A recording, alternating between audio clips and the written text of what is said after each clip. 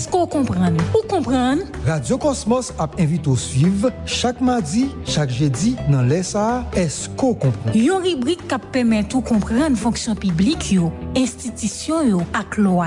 Chaque mardi, chaque jeudi dans l'ESA sur Radio Cosmos. Mais est-ce qu'on comprend? Ah, moi comprendre. Est-ce qu'on comprend? Donc c'est rubrique ça chaque mardi, chaque jeudi qui passait sous radio dans le ça et dans l'émission ça radio service. Nous avons gagné plusieurs rubriques dans ce sens ça à Lille, soit ensemble avec professeur Guichard Doré ou du moins ensemble avec ingénieur Alex Floquet. Donc je dis les jeudis pratiquement nous contendem et nous tous deux avec nous. Oui oui. Donc mais il faut dire que c'est deux personnalités différentes quoique qui qu'on rencontré dans certaines thématiques, mais je dis il est question de constitution avec professeur Guichard Doré et un peu plus tard on a continué à parler de construction avec ingénieur Alex Floquet. Donc maintenant encore une fois madame monsieur nous allons inviter vous capable de suivre avec le professeur Guichard Doré la constitution et une nécessité de réforme, donc ou bien la nécessité d'une réforme constitutionnelle pour Haïti, c'est certain. Donc nous connaissons la constitution nous et c'est de 1987 et pour elle était amendée par la suite et est-ce qu'un problème de l'autre constitution ou du moins d'application. Donc, professeur Guichard Doré, il se connaît très bien en cette matière. D'ailleurs, professeur moi qui était fait cours pour moi au CEDI, qui était parlé de et institutions internationales qui parlait de constitution internationale donc en matière de constitution, il se connaît très bien. Donc maintenant, c'est avec un pile plaisir, honneur également que nous pour recevoir encore une fois professeur Guichard Doré qui pourra parler nous d'une réforme, de nécessité d'une réforme constitutionnelle. Donc professeur, nous comptons gagner ensemble avec nous matin encore et j'espère que en forme et que tout bagarre OK. Oui, merci et aussi, on dit bonjour avec vous et puis bonjour avec Kaline et bonjour à tous les auditeurs de Radio Cosmos. Bonjour professeur. Donc maintenant, j'en ai annoncé public là et constitution. Est-ce que le pays a besoin de l'autre constitution ou bien est-ce que les besoins que la constitution a subi une modification, bien une réforme? Est-ce que toute loi est obligée et modifier donc qui problème qui gagne au niveau constitution donc tout ça pour le faire essentiel en de l'émission matin et encore une fois au gain connait professeur Guichard Doré. Oui, merci. Et bon ça nous connaissons que nous avons un texte jusqu'à présent c'est des cas appliqués même si il y a un paquet d'éléments moi t'as dit qui fait problème. Mais c'est déclaré toujours beaucoup remplacé. C'est la Constitution de 87. Mais plus spécifiquement, il s'agit d'un ensemble de constats que l'on constate, en fait, qui est répété pendant toute la Constitution, là, depuis 1987 qui est entrée en application. On a constaté des difficultés d'assurer l'application de cette Constitution. Plus spécifiquement, il s'agit de l'existence d'une multitude d'obstacles à la mise en œuvre de ces trois principes centraux, lesquels cristallisent toutes les aspirations charriées par la mouvance populaire de revendications initiées à travers les luttes contre la dictature des Duvalier de 1960 à 1980. Le premier obstacle que nous avons constaté, c'est que le premier principe, c'est le principe de la souveraineté nationale. Et même qui résidait dans l'universalité des citoyens. Là, on voit c'est l'article 58 de la Constitution. Ces citoyens qui érigés en détenteurs de souveraineté, ils ont exercé directement les appelés présidents de la République là, les parlementaires, les députés, les sénateurs et puis les membres des collectivités territoriales ou toute autre autorité que la loi est prévue pour ça. Il y en a des deuxième principe qui concernent les droits inaliénables et imprescriptibles à la vie. Par exemple, à la liberté et à la poursuite du bonheur. Là, non là, au niveau du préambule de la Constitution. Mais ça, il est supposé en existence en forme de contrat social et qui est axé sur la recherche permanente de compromis fragiles, évolutifs entre les forces qui composent l'ensemble du corps social. Autour des dispositifs pour garantir l'effectivité des règles. Donc là encore, nous rendons compte, c'est des principes fondamentaux que nous avons vu dans la préambule constitution, mais malheureusement, ça n'a pas arrivé et mettre en place. Il y a un autre élément qui est dans le principe fondamental, c'est le principe sanitaire, une nation haïtienne socialement juste, économiquement libre et politiquement indépendante. Réalisation ensemble principes ça y est impliqué pour nous mettre en place des principes de la bonne gouvernance administrative qui appuie avec des garanties, avec l'exercice des droits fondamentaux et de la souveraineté de citoyens. Et pendant toute période ça, éléments ça, nous prenons ça dans la constitution même actuelle là. N'importe citoyen qui a dit sous les 3 points ça là, les 3 principes ça là, droit de l'homme. Bon, nous avons dit, oui, je sais peut-être il a dit ces principes ça, les droits à la vie, droits de circulation, les libertés publiques, qui n'est pas garanti. Élection, bon, c'est donc un complexe avec élection. Bon, c'est rare pour nous faire élection. Un pays, bon, la preuve aujourd'hui, il n'y a pas un président de la République, il n'y a pas de parlement, et les collectivités territoriales n'ont pas de mandat. Il y a une institution, il y a l'État, une nation haïtienne souveraine.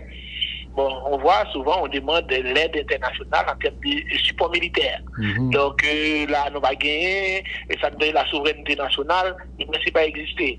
Donc, autrement dit, nous va gagner force là, non, d'ailleurs, le gouvernement lui-même a fait une demande d'une force robuste pour venir. Donc, politiquement indépendante, donc c'est des décisions internationales souvent qui demandé pour nous faire telle ou telle chose dans la campagne.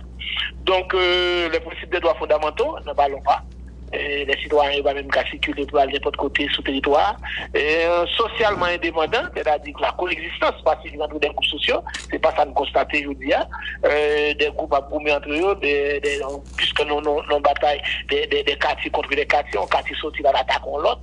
Économiquement forte, non, nos entreprises ne sont pas trop productives, un peu là de fermées, etc. Donc, au moins, soit regarder 3 principes ça que nous prenons la Constitution, donc à dire passer à côté de la plaque. Donc, puisque nous passer à côté de la plaque sur ces 3 principes, donc la nécessité d'avoir une nouvelle Constitution, il s'est posée. J'ai posé pour la seule bonne raison que depuis ces dernières années, Constitution 87 n'a pas appliqué, et nous avons un paquet de problèmes. Pour qui ça? C'est parce que le texte, c'est vrai que dans son ambition de capture qui est bon, mais il y a des problèmes qui partent trop matcher avec la culture politique pays. Donc, un régime, on a dit son régime bicéphale, quel est notre président, quel est notre premier ministre, je dis à notre premier ministre, notre président. Alors que la Constitution dit qu'il faut qu'on ait un exécutif à des têtes. Elle a dit le bicéphalisme. Elle a dit le président de la République qui est le chef de l'État et le premier ministre qui est le chef du gouvernement. Bon, là encore, nous même parfois, quand il y a les deux, toujours un conflit au plus haut sommet de l'État entre les deux. Pour un parlement qui est bicaméral, c'est-à-dire une chambre de députés, on sait dans la République, parfois, il y a un harmonie entre les deux, parfois, on texte voté dans le Sénat, pas voté, et puis voilà, il paralyse. D'abord, des milliers de cas comme ça. Ou bien une organisation territoriale qui fait problème, ou bien CASEC, AMCM, CDAD, CID, ou bien 3 niveaux à 7 organes. Elle dit que au point de vue de l'organisation territoriale administrative sur le territoire, ça fait problème. L'autre problème qu'on gagne, c'est de la gouvernance administrative. On a un ensemble d'institutions que la Constitution prévoit pour permettre la gouvernance administrative à côté de l'État, ce qu'on appelle les institutions indépendantes. En plus là-dedans, donc, mot institution indépendante, en plus là-dedans, peut-être que c'est l'indépendance par rapport à l'État. Or, l'État ici est un État unitaire, décentralisé. Ça veut dire quoi? C'est-à-dire l'État là, nous parlons de l'État fédéral, c'est-à-dire que une seule source de la loi qui gagne, c'est le Parlement, c'est l'exécutif qui publie. Une fois qu'elle publie, la loi doit être appliquée sur toute l'étendue du territoire. Or, généralement, qu'est-ce qu'on constate? On constate parfois une remise en question de l'autorité légitime des élus et par certains organes indépendants. Parfois, la regardez parfois, il y a les mêmes. D'ailleurs, dans plus d'institutions indépendantes, il y a un peu là-dedans pour qu'on mette en place. Par exemple, le Conseil constitutionnel, il est beaucoup mis en place. Et là encore, la notion même d'institution indépendante, il m'a demandé pour clarifier, parce que moi, je préfère l'autorité administrative indépendante. Parce que quand on parle de constitution, quand on parle d'institution, on voit la présidence, la primature, la Cour cassation, bon après, pas qu'il y a encore, hein. L'autre chose, c'est des organes.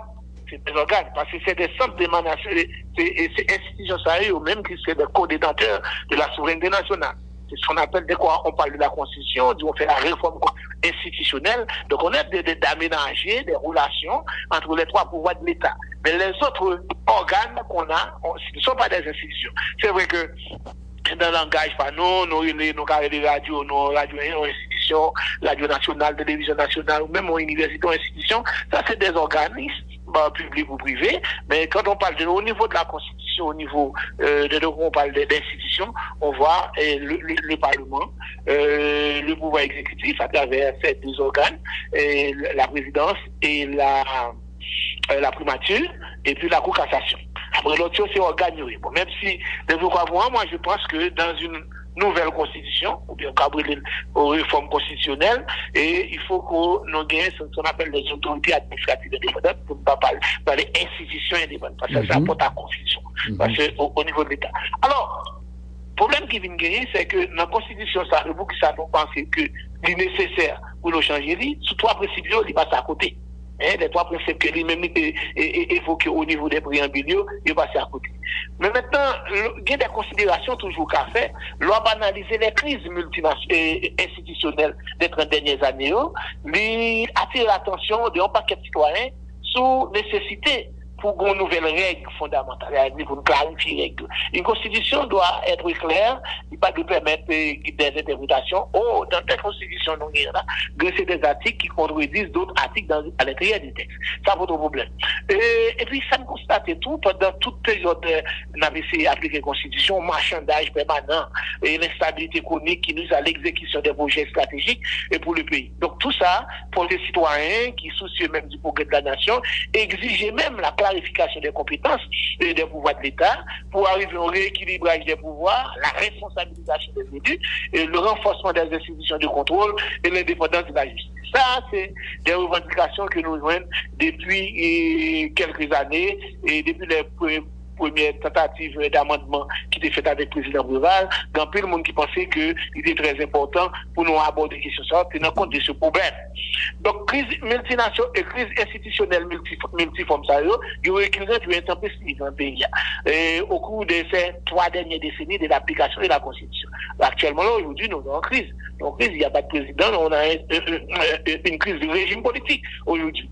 Parce que la Constitution prévoit un régime politique à 2 têtes au niveau de l'exécutif. Aujourd'hui, il y a le Premier ministre qui est à la fois président, Premier ministre, ministre de l'Intérieur, chef du pouvoir exécutif, etc. Au moins, on est en pleine dictature. Parce que mon dictature, il ne faut pas appeler longue dictature. Là, on développe et premier municipal la dictature, c'est César. Vous prenez tout pouvoir, vous ouvrez ça, ça veut dire. C'est-à-dire qu'on ouvre tout pouvoir. Aujourd'hui, et pourquoi on parle de roi Henri? Parce qu'il est à la fois le président, le premier ministre, le chef du pouvoir exécutif, chef du pouvoir, chef du gouvernement, ministre de l'Intérieur, chef du CSPN, et même chef, et puis tout, le parlementaire, parce qu'il prenait des décrets. Il prenait des décrets. Donc, il concentre à lui seul tous les pouvoirs. Donc, maintenant, on est soit regarder sous ça, donc, on a un régime, ou on a une crise de régime. Puis, si on a une crise de régime, on a une crise de régime, on va avoir l'autre choix, il faut qu'il y ait un nouveau texte constitutionnel pour résoudre. Parce que son crime de régime ou bien, ou une crise institutionnelle larvée, ou pas qu'on comment, par exemple, même pour convoquer l'élection là, ou on paquet de débat qu'a fait, parce que pour qu'on commande, va sortir sous ça. Et dans l'autre élément qui fait problème encore, et dans des moments difficiles même de vie population. Et même des discussions, des prises de parole qui exprimaient clairement volonté pour bénéficier d'un État démocratique. Oui, toute la bataille au cours de ces 40 dernières années, un État démocratique et républicain pour gagner des institutions fortes, stables, mieux réparties, compétentiaux. Les compétences doivent être mieux réparties entre le pouvoir, les différents pouvoirs de l'État, le Parlement, l'exécutif, la justice, etc. Donc tout ça, quand on constate dans la Constitution actuellement, il y a un déséquilibre. Donc c'est pourquoi il y a beaucoup de gens qui parlent de régime d'assemblée. Et parce qu'on voit que l'exécutif il marche dans pied table et parlement. Le parlement gagne plus le pouvoir dans la constitution ça.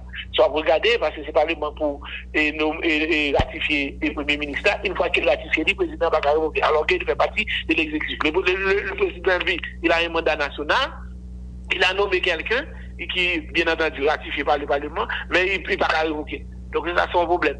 C'est un problème sérieux. Donc, alors que nous sortons dans ce régime, nous clarifions notre année. Donc, vous avez un problème, ou pas qu'on si c'est un régime parlementaire ou bien si c'est un régime présidentiel. Quand il y a le monde qui parle de régime série présidentielle, elle a dit que, bon, un petit côté exécutif là, c'est fort, le côté parlement c'est fort, mais en fait, là, regardez la nature du régime qu'on a, on n'a pas un régime présidentiel, ni un régime parlementaire, en plus, dans logique d'un régime d'assemblée, parce que le Parlement a beaucoup de pouvoir. Donc, les pouvoirs ne sont pas équilibrés. Donc, maintenant, l'ordre de rééquilibrer le pouvoir obligé de gagner un contrat entre le peuple et les citoyens. Le contrat entre le peuple et l'État, c'est la Constitution. Donc, il faut refaire le contrat politique. Il faut le refaire. Donc, maintenant, vous êtes obligé de gagner un nouvel texte constitutionnel. Donc, il y en a un autre élément encore qui fait problème. La Constitution de 87, une fois que la population fait voter, la population va gagner pour lui, encore pour lui, dans l'organisation du pouvoir de l'État. Donc, moi, je crois que c'est un problème parce que soit on doit être prescriptible et inaliénable, on ne peut pas demander aux populations pour ne pas gagner, même les mounions, ils disent qu'on mandat électif avec eux, qu'on choisi, etc. Mais on ne peut pas demander pour lui-même, pour ne pas venir faire référendum, il ne peut pas prononcer sur l'organisation du pouvoir. Vous mettez le dehors totalement. Ça, c'est un problème. Oui. Donc, peuple a dehors de constitution. Oui, peuple a dehors. Une fois qu'il vient voter là, c'est comme si je déclare dans la mer, pas besoin de rien encore. Donc, ça, c'est un problème. Donc, moi, je crois que c'est important pour nous, il y a une nouvelle constitution qui a supposé permettre de déterminer, clarifier les compétences des pouvoirs de l'État. Oui, ça c'est très important.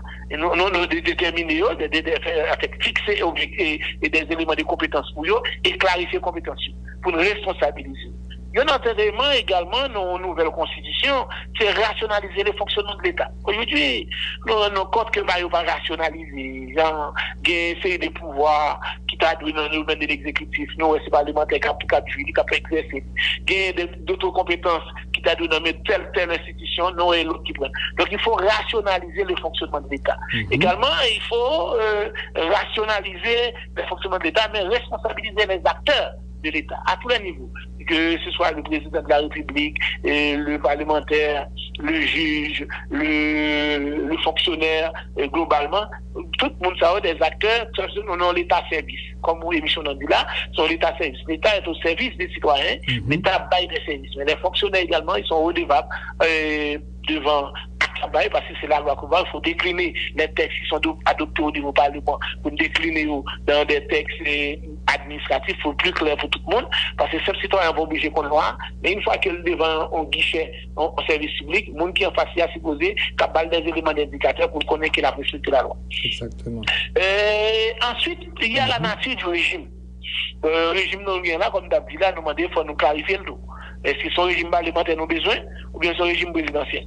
Si son régime parlementaire, il faut que nous disions clairement son régime parlementaire nous besoin, auquel cas nous connaissons le président, c'est une fonction symbolique qu'il a gagné, et c'est le Parlement qui a élu, et son liste, comment il a fait lui, ou bien si un régime présidentiel, le président est élu, il faudrait quelqu'un pouvoir.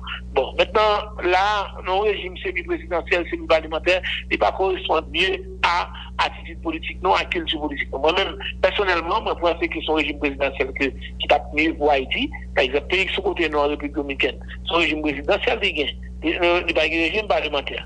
Donc maintenant, on a constaté aussi, le régime parlementaire, tellement demandé compromis. Haïtiens n'ont pas compris pour ça. Il faudrait-il que dans le régime présidentiel, un président qui connaît un mandat, il était présenté population au programme, il revient sous lui, et il y a marge de manœuvre pour l'appliquer au programme.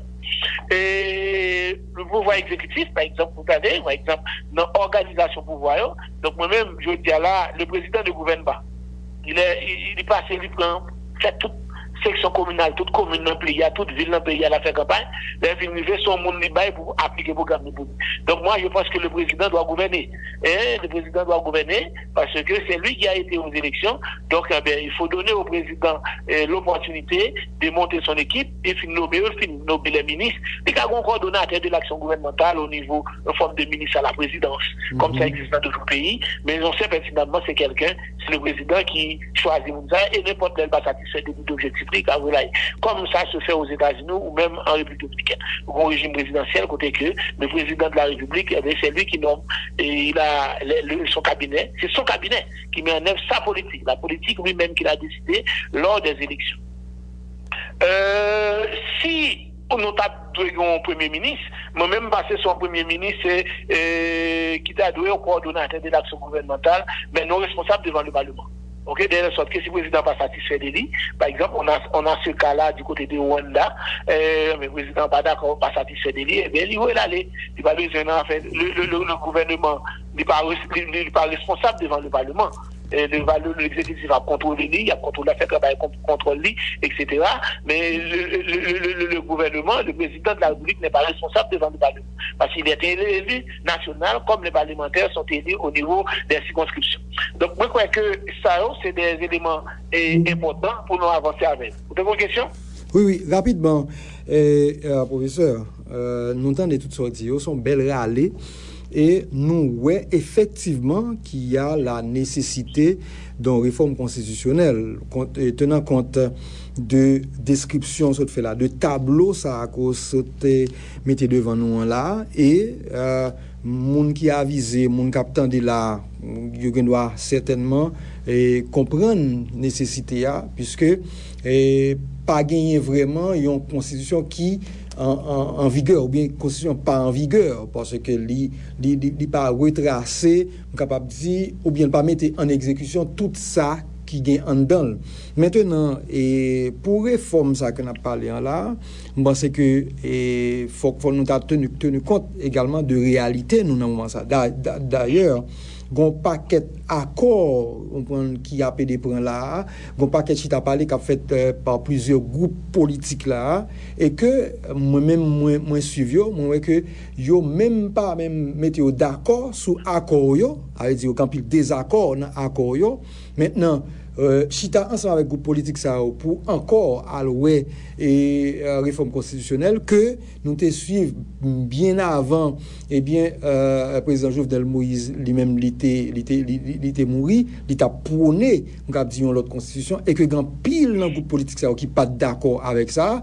Donc maintenant comment on capable réunir et bien même élément ça réforme constitutionnelle là avec un paquet de groupes politiques qui pas quand même d'accord sur différents accords que vous gagnez. Bon, mais justement, la question constitutionnelle n'est pas piégée par des groupes d'intérêt. Donc, parce que les groupes là, c'est des groupes d'intérêt.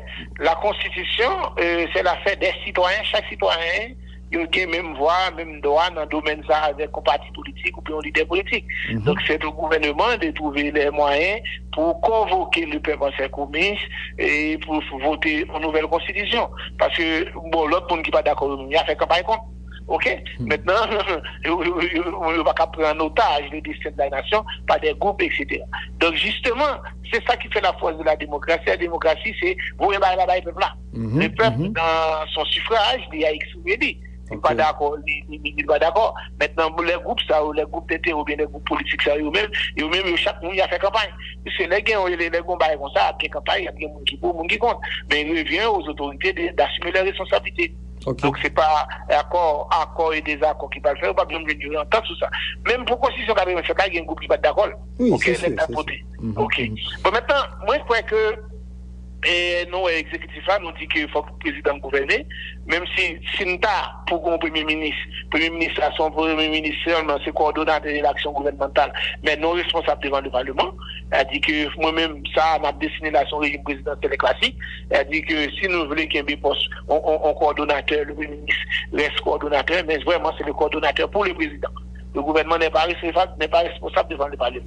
Maintenant, pour le pouvoir exécutif, moi je crois que l'important, il faut rationaliser le travail parlementaire. Alors, rationalisation, c'est pas le sens français du terme, c'est dans le sens allemand.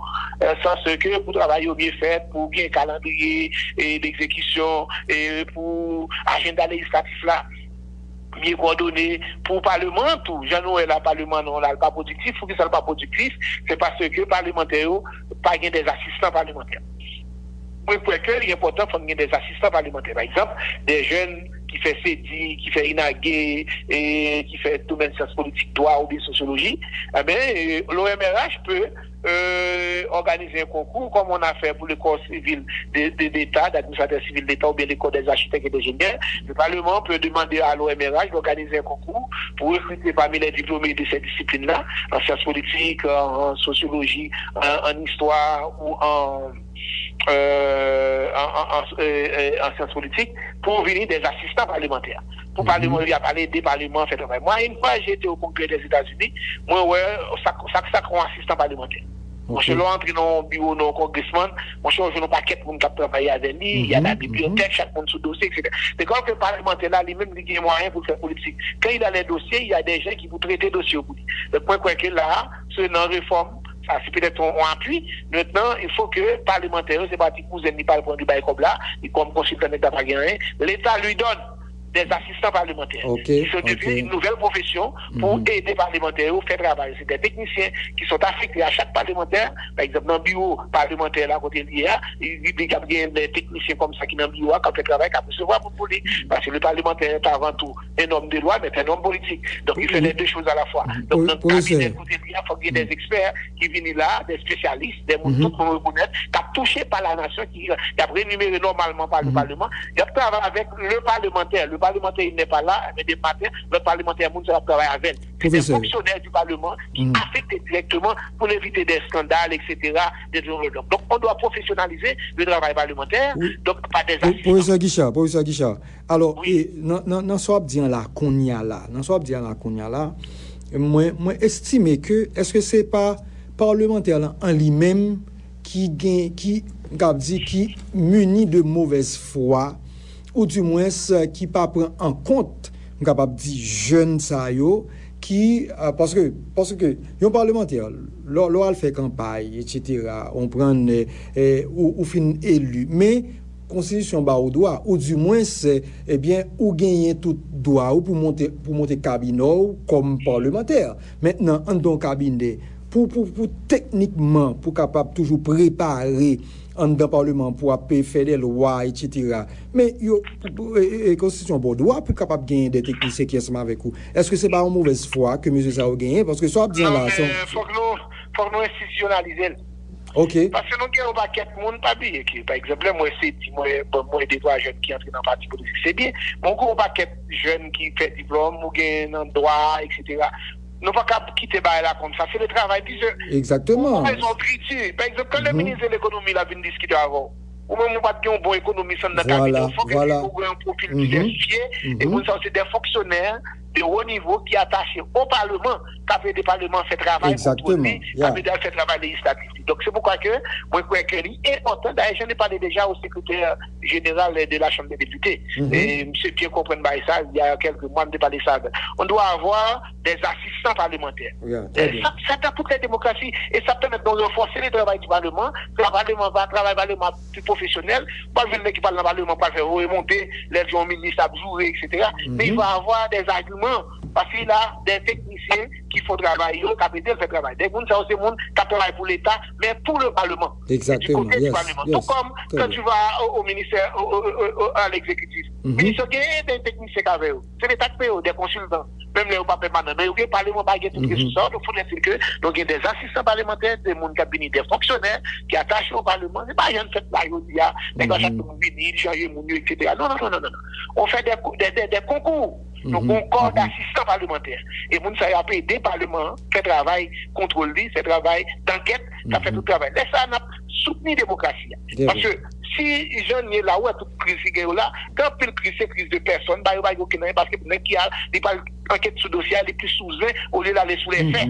Maintenant, il faut rationaliser le travail parlement. Donc, c'est ça, mon parlement de rationalisation. Et pour agenda, pour coordonner l'action législative, de sorte que les lois d'application de la Constitution, il faut qu'à voter. Mais pour voter, il faut parlement qui est technicien avec. Il faut qu'il y ait des techniciens, il faut même que seulement vous remonter, etc.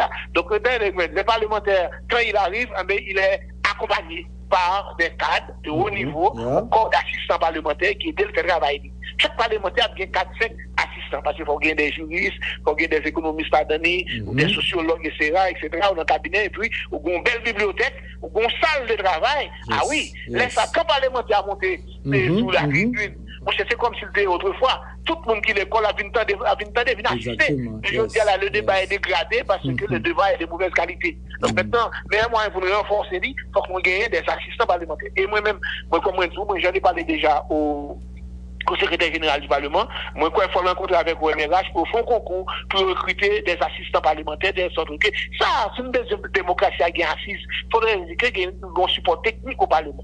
C'est pas un consultant de venir là et puis après 3 mois. Non, c'est des gens qui travaillent en permanence au Parlement. C'est là job ils viennent travailler pour accompagner les parlementaires. C'est des techniciens et pour payer au mieux, pour ne pas quitter. Parce que là, après 5-6 ans que nous avons du vol, ils n'ont pas quitter. Donc, si vous avez des fonctionnaires pour aider le Parlement, moi, quoi, ça, il faut le faire. Également, moi, je crois que nos réformes constitutionnelles, moi-même, est-ce que nous avons besoin de bicaméralisme? Nous avons besoin des chambres. Personnellement, je ne sais pas quoi. Bon, là, encore une fois, c'est le débat qui a dit ça. Moi-même, je ne pas prononcé pour un monocaméralisme, c'est-à-dire une Assemblée nationale qui gagne tout les pouvoirs parlementaires de l'État. Même si nous avons gagné, d'après ça, loi organique parlementaire a dit qu'il y a en commission technique, on a traité, etc., ou des questions pointues. Mais moi, je crois que là, sous point ça, nous demandons pour nous faire travail. Bon, l'autre problème, nous constaté avec la Constitution 87, le problème, c'est l'immunité parlementaire. Ça, c'est un gros lot. Ah oui, ça. Parce que nous, on a vu que des parlementaires rentrent dans le commissariat à la Gémout, ou bien parlementaires dans la manifestation à gauche, dans tête libre, personne ne va faire rien. Non. Vous avez votre immunité dans le Parlement. Et dans le Parlement, il n'y a pas qu'à faire rien. Et il n'y a pas qu'à poursuivre parce qu'on prend position contre le gouvernement, ou vous critiquez, etc. Mais dans la rue, où sont citoyens comme les autres, vous n'avez pas d'immunité pour ça. C'est-à-dire, ou dans la rue, ou avec gros âmes dans le courroux, etc., la police peut déposer cette arrestation. Vous êtes un citoyen, vous avez votre immunité à l'ancêtre de l'institution parlementaire. Ou quand vous disons dans le Parlement, personne ne va vous suivre ça. Mais la question d'immunité, moi je crois qu'il faut que nous résolvions parce que son problème, parce que le Parlement, même il a fait loi lui-même, mais il n'est pas au-dessus de la loi, non? Attention, non, il est là comme tous les autres. Et chaque citoyen est devant la justice. Donc moi je crois que cette question ça, ouais là, une question fondamentale, parlementaire qui un juge qui parle de tel monde, voler tel monde, etc. Et puis personne ne va toucher lui. Non, monsieur condamné, il a condamné selon le code pénal. Immunité, monsieur, c'est dans l'enceinte du Parlement. Ou alors aux États-Unis, n'importe congressman qui fait bagaille l'autre, la police a parlé de rapide. C'est ça. Même en Europe, n'importe pays, les parlementaires, il n'y a pas de protection pour lui, non? Non. Ou dans la rue, il n'y a pas de retour, parce qu'on doit respecter la loi. Ok, vous n'êtes pas au-dessus de la loi. On a vu ça dans d'autres sociétés. Donc, immunité parlementaire, là, moi, je crois qu'il faut que nous clarifions, c'est qu'on n'entend pas immunité parlementaire, il ne va pas poursuivre parlementaire parce qu'il vote pour ou bien vote contre, il ne va pas poursuivre parce qu'il a critiqué le gouvernement, et comme tous les autres citoyens, même dans la radio, proposition, il ne va pas poursuivre. Mais s'il a violé la loi, on doit poursuivre le parlementaire comme un citoyen ordinaire. Très bien. Professeur Guichard, question? Oui, professeur, Jean, moi, ce que je vous là, on réforme constitutionnelle, pas un avantage, mon non? Mais justement, c'est pour ça qu'il faut avoir le courage politique pour faire cette réforme.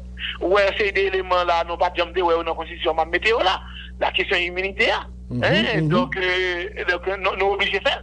Parce que si nous ne pas faire élection avec la constitution sanguine, nous ne pas même lobby au cours des dernières années. Donc, il faut que nous résolvions le problème ça. Il faut que nous résolvions. Il faut que nous rationalisions le travail là, il faut que nous démocratisions le travail. Ok, dans ce sens ça, d'après vous-même, professeur, qui ça pour faire avant là? Est-ce que c'est élection pour faire avant là qu'on y a là ou bien c'est réforme constitutionnelle? Non, d'abord, après élection. Ok, constitution d'abord. Constitution et puis après élection. Parce que vous pouvez faire élection sous empire de la nouvelle constitution. Mais c'est dans ce sens ça là, professeur.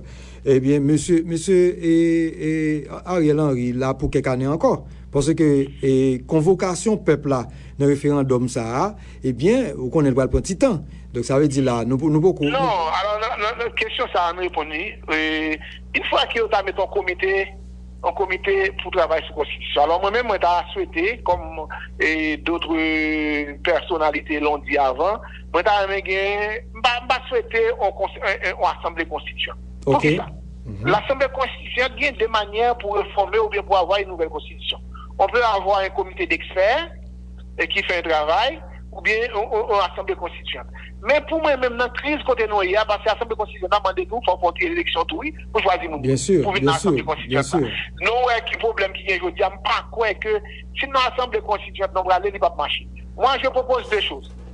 Il faut un comité de sages, un comité d'experts.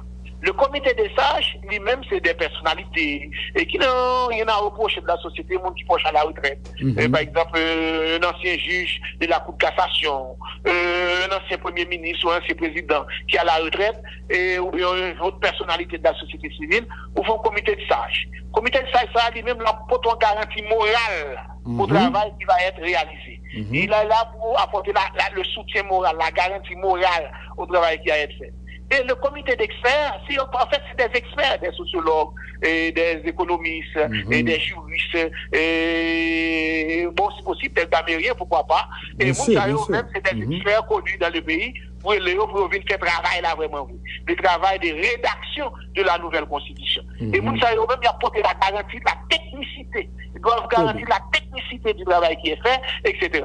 Donc maintenant, deux côtés, on a un comité, ils ont même soumettre le travail ça au comité de sages, qui là, ils ont même garanti la moralité du travail. Donc moi-même, moi, je crois que c'est comme ça. Moi, quand on a une assemblée constitutionnelle, parce que nous n'avons pas de temps pour le faire, et pourquoi le politicien va la pécher. Donc si c'est ça, le gouvernement prend tout, mettez là en garde, l'assemblée constitutionnelle n'est pas de mise. Il faut qu'il y ait deux comités, un comité de sages et un comité d'experts. Le comité de sages apporte une garantie morale au processus.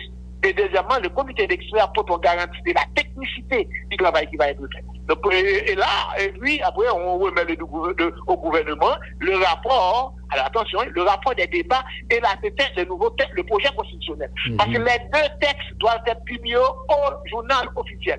Le rapport des travaux de la commission, y compris le projet constitutionnel. Maintenant, ils soumettent le comité technique et le comité d'experts soumet ce travail au comité des sages, et le comité des sages a lui de transmettre à l'exécutif pour les suites nécessaires. Moi, je crois que c'est comme ça qu'il faut procéder, parce que si nous parlons l'ensemble constitutionnel, on va je ne vous mourir dans telle section communale, etc. Écoutez, le pays, s'il a des élites, le pays doit faire confiance à ses élites. Bien sûr, bien sûr. Parce que la question, c'est une question élitaire. Oui. C'est pas une question populiste, là. Donc, mon ça là, puisque moi-même, moi, c'est là, on doit avoir la démarche à suivre, c'est-à-dire, il faut passer par le comité de sages et le comité d'experts. C'est, le Premier ministre prend un arrêté, il nomme les deux comités. Et bon, il faut qu'il y ait pas, d'abord, il faut qu'il y ait un texte qui dit, comme on parle de on a un décret pour l'organisation de constitution. Ensuite, vous nommez les membres des deux comités. Ok, il y a une apporté garantie morale au processus et l'autre a apporté la garantie technique aux travaux qui vont être faits. Donc moi-même, moi, je crois que ça c'est très important. Mais poser, on poursuivre toujours. Monsieur Guichard, oui. Et travail que ancien groupe ça a fait avec. Tous ces travaux-là vont être versés à la commission. Ou au comité. Oui, pas seulement travail ça. Normalement, il n'y a pas qu'à partir à zéro. Il y a pas un travail CCIA, il y a pas un travail pour Moïse, l'ensemble des travaux qui ont été réalisés, y compris sur des questions techniques pointues. Moi, j'ai fait pour beaucoup de travaux sur la nationalité, le professeur No, etc., professeur Claude Moïse, Milan Maninga. Il y a beaucoup d'héritage également, fait plusieurs travaux sur la Constitution. Donc, autrement dit, équipe, il n'y a pas nommé pour faire travail ça, il ne va pas partir à zéro. Comme je noté avant Claude Moïse, avant le rapport de Claude Moïse, il y a un ensemble de travaux qui ont été faits sur la Constitution de 87. Donc, on a pris tous les travaux ça, et puis pour donner, il y a versé aux travaux. Et puis tout, population doit participer. Pour la diaspora, les citoyens, les groupes également, qui ont des dossiers, le comité pour faire cadrer ça. Moi, je crois que c'est comme ça qu'il faut, pour garantir un travail plus sincère, parce qu'une constitution, c'est une affaire technique. C'est une affaire technique et politique. Le peuple a voté, s'il n'est pas d'accord, il a voté contre. Donc, il y a une politique là. Mais moi, je pense qu'on doit garantir la moralité du processus et la technicité du travail qui est fait. Moi-même, moi, je crois que, toujours le Parlement, dans le Parlement, moi, je crois qu'on doit limiter le champ d'intervention du Parlement dans les domaines législatifs. Et moi, je crois que c'est très important, parce que le Parlement, je dis, allons dire le Parlement, il vote des lois sur tout domaine. Et moi, je crois que l'État est important pour nous limiter l'intervention Parlement dans ces deux domaines. Et parce que, faut que nous, l'exécutif, la possibilité, de faire dans des domaines qui pas trop importants, qui ont un impact sur les droits des citoyens, etc. Donc moi-même, moi je crois que l'État est important pour nous limiter le travail Parlement, dans le domaine législatif. Il y a des domaines, par exemple, le domaine, tout ce qui est domaine de la loi, nous allons déterminer quels sont les domaines de la loi. Par exemple, nous quelques éléments. Par exemple, moi, je crois que tout ce qui est le domaine de droit, le domaine du travail, les questions des lois finances, etc., les questions d'impôts, et ça, tout ça relevé de la loi. Maintenant, pour me changer nos ministères, pour me créer un nouveau ministère, ou créer un nouveau organisme, ou bien pour me faire une règle, pour me réorganiser le service de la circulation, etc., moi, qu'après, ou pas des décrets. Donc, moi, je pensais qu'on doit limiter le domaine de la loi et le domaine des règlements. Hein? Quels sont les domaines? Tout ça nous dit qui domaine de la loi, tout reste depuis une partie de la Constitution, il tombe dans le domaine des règlements. Donc on donne une possibilité pour nous fluidifier la vie législative, la vie réglementaire de la société. Parce que si on regarde la Constitution 87 là, il y a un bagage qui fait pas le pas voter loi tout, parce que tous les domaines c'est le domaine de la loi. Donc on ne va pas quitter aucun domaine pour les domaines des règlements. Même si nous voyons que l'exécutif toujours dans les parlements pour un paquet de décrets. Et par exemple, Ariel l'a fait pour un décret sous les 4 mai, sous blanchiment, et examen terroriste, etc., examen de décision massive. Donc maintenant, on texte ça, son texte est sanctionné par le Parlement. Bon, malheureusement, le Parlement, voilà. Bon, ils sont obligés de prendre des décrets et ils doivent profiter pour prendre des décrets. Donc, même moi, je crois qu'on doit déterminer quels sont les domaines de la loi, quels sont les domaines des règlements. Effectivement, c'est parce qu'elle va dire quels sont les domaines de la loi que nous sommes obligés au Parlement permanent.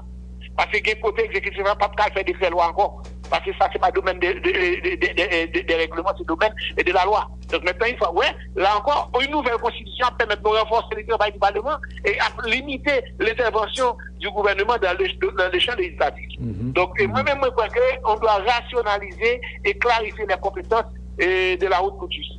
Là encore, dans la Constitution 87, là, ça nous rend compte, je parle jusqu'à présent, j'ai mon texte, et les hautes cours de justice là qui s'allient, si tout le monde ça, si tout le monde s'occupe de passer devant la haute cour de justice, nous pas bien juger aucun dans le pays, non. Donc, haute cour de justice, il faut limiter au maximum. Nous limiter au président de la République et au ministre, aussi simple que ça. Après, tout le monde relevé de la justice ordinaire. Tout le reste, nous relevé de la justice ordinaire. Donc, moi, je crois qu'il faut que nous rationalisions, il faut nous garantir les compétences. Et pour le pouvoir judiciaire là, parce qu'on a parlé de leur pouvoir, moi, je crois que on doit revoir la composition de la gouvernance des CSPJ. Bon, tel que l'État travaille sur la Constitution en tout, avec des consultations, il y a des gens qui pensaient que quand on a retourné dans le système avant, le Conseil supérieur de la magistrature, parce que CSPJ a un fonctionnaire ou un paquet de juges qui n'a un niveau inférieur par la sanction, quand on paquet de juges qui puis regarder patient, c'est un bon problème. Moi-même, je pense que nous avons un Conseil supérieur de la magistrature qui forme seulement avec des anciens juges qui à la retraite ou bien qui proche de la retraite, qui parlent dans le système mais qui étaient arrivés au niveau de la cour d'appel ou la cour de cassation. C'est mon seulement pour siéger là, également après la discipline juge. Mais encore, il faut regarder la question de justice là. Est-ce que les juges sont obligés à gérer? Parce que les juges, pour bien indépendance, il ne faut pas dans la manipulation des fonds. Non. Je pense qu'on doit laisser l'administration au niveau du ministère de la Justice, qui est jugé eux-mêmes pour nous au moyen, etc. Mais je ne peux pas gérer ou gouverner CSPJ comme si son ministère. Moi, c'est là encore, c'est une attaque contre l'indépendance de la justice. Parce que juger aussi au-dessus de la mêlée, nous pas dans le bagage, mais laisser tout le bagage, lui-même, il y a plus le mot de la loi, le mot du droit, etc. Moi-même, moi, je crois que c'est ça. Donc, il faut professionnaliser le CSPJ, ou bien si nous toujours le CSPJ, ou bien si nous appelons le Conseil supérieur de la magistrature, il faut professionnaliser. Moi, pour professionnaliser, moi, je crois que c'est des membres qui étaient dans le pareil judiciaire seulement qui doivent la administration judiciaire, là, il n'y a pas de la gueule dans mes juges. L'administration judiciaire, c'est le ministère de la Justice. Il faut plus laisser le ministère de la Justice. Maintenant, on gagne une structure qui appelle un Conseil supérieur de la magistrature, bien sûr, le Conseil supérieur du pouvoir judiciaire. Moi, c'est un problème. Parce que qui exerce le pouvoir judiciaire? C'est pas bon monde des quoi étrangers qui dans le CSPJ qui doit exercer. C'est les juges, les apprenants de justice, les juges d'instruction, le juge du coup d'appel, le juge de la cassation des paix. C'est pour ça exercer le pouvoir judiciaire. Pas un conseil supérieur de la magistrature, ou un conseil disciplinaire de la magistrature. Donc maintenant, pour moi-même, ce conseil disciplinaire de la magistrature, il doit former par des anciens de la Cour de cassation ou bien des anciens qui à la retraite au niveau de Cour d'appel. Les ça, on vient encore au pouvoir, etc. Les jeunes, là, je dis, là, donc, là, ils vont venir, il y a un assistant, mais il faut pas que monde qui a décidé pour ça. Donc, on doit professionnaliser cette structure. Donc, vous voyez qu'en fait, ces éléments-là, il y a un élément pour la réforme d'une constitution. Donc, ensuite, dans la constitution actuelle, la question de la sécurité, ouais, je dis à Navi, ça, a été très, très, très, très mal abordée. Donc, moi, je crois que les forces les forces de sécurité. D'ailleurs, notre président n'est pas le chef nominal lié et l'armée. Son problème. Alors que République dominicaine, le président, c'est le chef des armées, c'est le chef effectif des forces des armées, le chef suprême. Aux États-Unis, pareil. Donc, moi, je crois que le président de la République va être le chef des armées, des forces armées. OK? Même le pas diriger directement. Pas pour l'état-major, nous ne pas le commandant en chef. Il y a un commandant en chef. C'est le président qui est le commandant en chef des forces armées. C'est l'élu. Parce que la suprématie du pouvoir civil, c'est le pouvoir militaire. Donc, on va le au état-major, qui a gagné le président a choisi sur recommandation du ministre de la Défense. Et les forces armées, ils doivent en bas du ministère de la Défense. Ouais, c'est l'autorité civile. Parce que le président donne son pouvoir au ministre de la Défense. C'est lui qui fait tout ce qui est important qui sont de l'armée militaire là pour appliquer seulement. Il ne va pas prendre des décisions pour nous. Donc il met en œuvre les décisions politiques qui ont été adoptées par le gouvernement via le ministère de la Défense. Moi, je crois que faut qu'on crée un Conseil national de sécurité et de défense. Parce que ça a fait défaut. Nous n'avons pas un sens côté pour mutualiser les compétences ou bien de rencontre entre les forces armées et la police et le renseignement. Nous pas ça tout le temps. Il y a dans le domaine nous nous pas un service central de renseignement. Moi, je crois qu'il faut que nous gagnons. On doit renforcer et centraliser les services de renseignement et puis pour nous directeur général de renseignement, cap siège lui-même tout dans le Conseil national de sécurité et de défense ça autour du président de la République. Parce que pour le Conseil national de sécurité et de défense ça, mon qui va là-dedans, c'est le président, le ministre de la Défense. Sinon, pas un premier ministre. Si il y a un premier ministre, il y a un premier ministre là-dedans. Et ça dépend de ce qu'a décidé dans la Constitution. Le ministre de la Justice, le ministre de l'Intérieur, le directeur général de la police, le directeur de l'enseignement et les membres de l'état-major des forces armées d'Haïti. Donc, moi, je crois que là, pour faire travail ça, ouais, il y a un paquet de dossiers pour demander ça, il pas traiter dans la Constitution là. Faut qu'on traite, et puis tout, faut fixer l'armée sur ses responsabilités. Pour l'armée, il n'y a pas même de notre fois. OK, faut fixer l'armée sur la protection du territoire, également venir en appui sur la demande motivée de l'exécutif toutes les fois que la police a dépassé par les événements. Ensuite, un autre élément de la Constitution qui est fondamental, c'est la collectivité territoriale. Oui, dans la pose de question ça, parce que votre commentaire Amélie, c'est un gomoso tout que la Constitution a besoin de définir.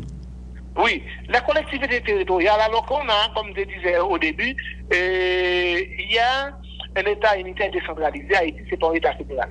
Même si nous avons des problèmes dans ancien magistrat, les montées souterraines, il va le faire réforme agraire, alors c'était pas de sa compétence.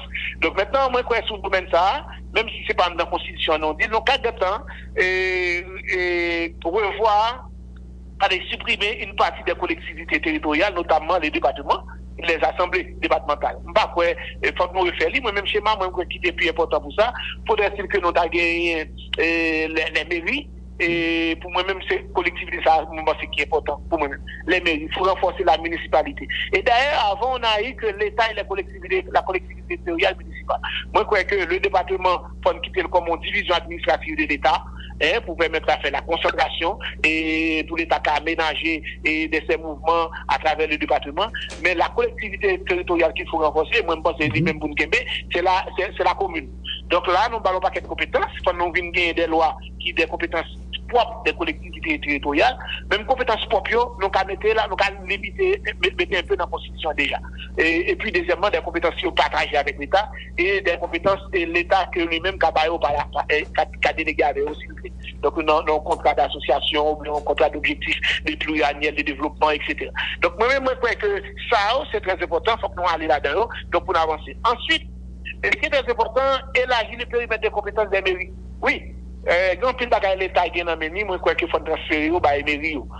Par exemple, tout ce qui est ou un scandale qui vient dans CAS là. Donc ça on va ça c'est mairie pour venir ça pour l'État de faire ça. La protection sociale on monte malheureux qui dans zone. L'État trop loin.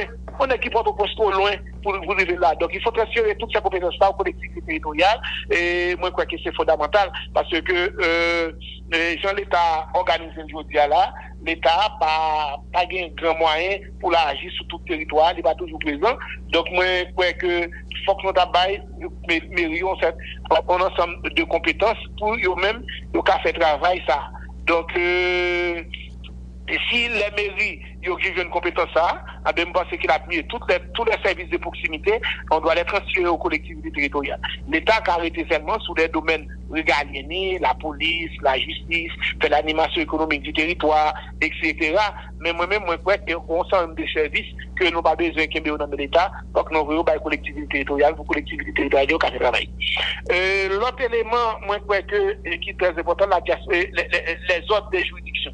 Donc, un problème des ordres des juridictions ici. Nous, sous Jovenel Moïse, qui essaie de textes président qui prend, et il dit pas saisir la Cour des comptes. Alors que quand on regarde la Constitution elle-même, la Cour des comptes n'était pas compétente. Parce que la Cour des comptes n'est pas compétente pour casser un arrêté de l'exécutif. Même si c'est au niveau réglementaire, mais dans la Constitution qu'elle vient là, il dit que les textes législatifs que l'exécutif va prendre pour appliquer la loi, c'est le côté 4 c'est le Conseil constitutionnel. Donc, vous voyez, donc, peut-être des débats, ça va agiter, parfois, pas comme ça parler, parce que la Cour des comptes n'est pas compétente pour casser un arrêté de l'exécutif. Donc, ou bien les autres des juridictions, il faut qu'on clarifie. Et je dis là, nous toujours dit nous des autres juridictions, mais en fait, c'est pas vrai, parce que les décisions qui sont prises par la Cour des comptes, nous avons fait appel à eux devant la Cour de cassation. Non pas même gens qu'on a dans les systèmes français qu'on a des autres des juridictions vraiment décassées, et même un autre constitutionnel aussi, puisqu'il y a un conseil constitutionnel, comme les décisions en matière administrative et les arrêtés ou bien les arrêts administratifs qui sont cassés devant le Conseil d'État. En Haïti, non pas ça. Donc, au loin de l'ordre de juridiction, en Haïti, nous avons l'ordre de juridiction. Nous avons un cours suprême à l'américaine. Donc, on a toujours choisi de faire ça. Au lieu de nous cassation à la française, côté que Jean Morgan n'a pas gagné, donc, on a un cours suprême, la Cour suprême d'Haïti. Et là, nous connaissons qu'en dernier appel, c'est qui a traité toutes les questions constitutionnelles, les questions législatives et les questions des droits judiciaires, on a dit des droits civils, des droits communs. Donc, on fait ça. Donc, on fait un bail comme ça. Mais si on fait ça, on doit savoir que toute essence qui est inférieure, il faut que les grands dossiers constitutionnels nous traiter tout, les grands dossiers dans le coup d'appel nous traiter jusqu'à ce qu'ils montent plus. Donc, je crois que l'autre élément fondamental de la Constitution, c'est les droits de la diaspora. Bon, Haïti, comme nous avons fait une émission de sur l'immigration, Haïti n'a pas font très sous près de 3 millions de personnes qui vivent à l'étranger. Et d'autant plus que nous avons contribué beaucoup dans l'économie haïtienne. Le développement économique du pays, le développement social économique du pays. Donc, quel type de droit à accorder à la diaspora? Donc, il y a des gens qui pensent faire tout droit, il y a des gens qui disent non. Bon, maintenant, il y a diaspora, il y a diaspora qui est président, et puis qui est toujours haïtien, et tout, qui gagne l'autre nationalité. C'est à nous de voir et quels sont les postes qui nous permettent, même parce que non changement de constitution, peut-être seulement c'est président ou pas d'accord président, mais au cas ministre, il a occupé l'autre fonction inférieure, etc. Donc, moi-même, ça, c'est des questions de débat dans une nouvelle constitution, donc à garder. Il y a un autre élément fondamental qu'il faut aborder dans une constitution, la question de la laïcité. Parce que l'État, est-ce que l'État haïtien c'est un État religieux, c'est son État laïque? Même si nous toujours dit l'État laïque, mais dans la Constitution, pas expressément dit l'État est laïque, il dit l'État reconnaît toute religion. Mais avant, dans nos constitutions antérieures, l'État c'est l'État même catholique. L'État haïtien c'était l'État catholique. Et d'ailleurs, ouais, qu'il y a un président qui fait qu'il il faut la prêter de l'homme dans l'Église catholique. Donc, est-ce que c'est un État laïque? Donc, il faut qu'on définisse ça. La laïcité à l'haïtienne. Est-ce que nous faisons même avec l'Amérique, etc. Et la question des finances publiques, ah oui, aujourd'hui on parle beaucoup de corruption, etc.